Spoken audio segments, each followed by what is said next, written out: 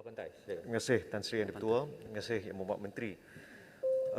Berkenaan dengan transformasi ataupun peralihan kepada perkembangan kepada 5G, adakah Yang Berhormat Menteri boleh jelaskan bila kita menggunakan melalui DNB ya, dan sistem Single Wholesale Network, berapakah pendapatan kerajaan yang kita terlepas berbanding dengan bila kita auction off the spectrum terus kepada syarikat-syarikat telekomunikasi. Dan dalam format ini kita menggunakan apa yang disebut sebagai single core network dan ada sistem MOCN, multi operator core network.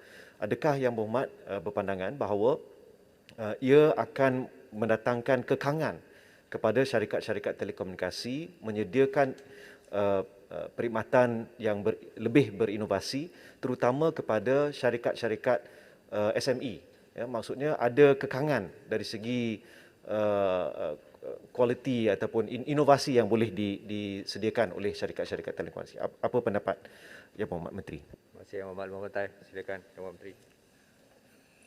Tan Sri Yang Di-Pertua, pihak DNB telah diberikan mandate supaya dalam pelaksanaan program ini ianya bukan saja lebih viable dari segi teknologi dan juga pada kos yang lebih rendah. Antara inovasi yang diperkenalkan oleh DNB termasuklah pengenalan kaedah Multi Operator Core Network ataupun MOCN yang lazimnya di negara-negara lain biasanya hanya 2 operator berkongsi pada sesuatu apparatus. Saya telah menyaksikan sendiri demonstrasi MOCN yang dijalankan pada beberapa hari yang lalu. Malah negara Malaysia mencatat sebagai negara yang pertama di dunia di mana sistem MOCN dapat dikongsikan sehingga 5 atau 6 MNOs berkongsi satu apparatus. Kebanyakan negara lain setakat ini MOCN hanya digunakan oleh 2, maksimum 3 operators. Tetapi apa yang telah didemonstrasikan kepada saya membuktikan ianya boleh dibuat sampai 5 atau 6 operator pada satu-satu apparatus. Dan ini adalah yang pertama telah diperkenalkan oleh DNB. Itu sebagai satu contoh bagaimana kos akan dapat direndahkan apabila multi-operator core network integration dapat dilaksanakan apabila 5G rollout dilaksanakan mulai pada bulan Disember.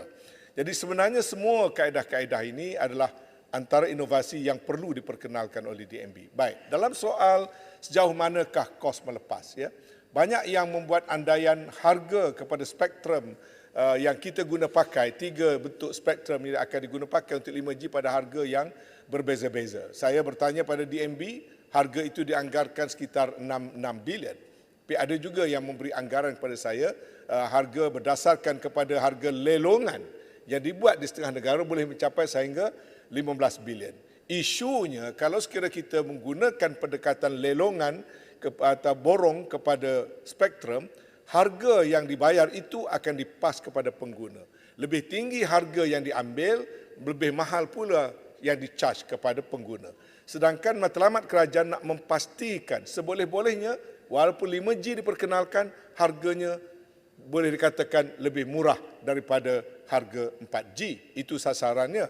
Malah harga diberikan gambaran kepada saya sekitar RM3 ke RM4 per megabit.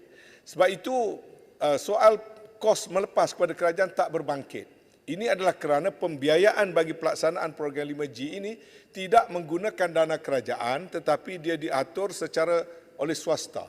Dan ia juga tidak menggunakan konsep borong untuk menghalang daripada harga yang terlalu tinggi dibayar oleh pengguna, tetapi dia digunakan dengan cara satu rundingan reference access pricing ni yang sedang dirundingkan dan akan dimediate oleh MCMC. Jadi bukan DNB yang boleh meletakkan harga yang tinggi di-charge kepada MNOs atau MNOs boleh ambil dengan harga yang mereka tetapkan sendiri.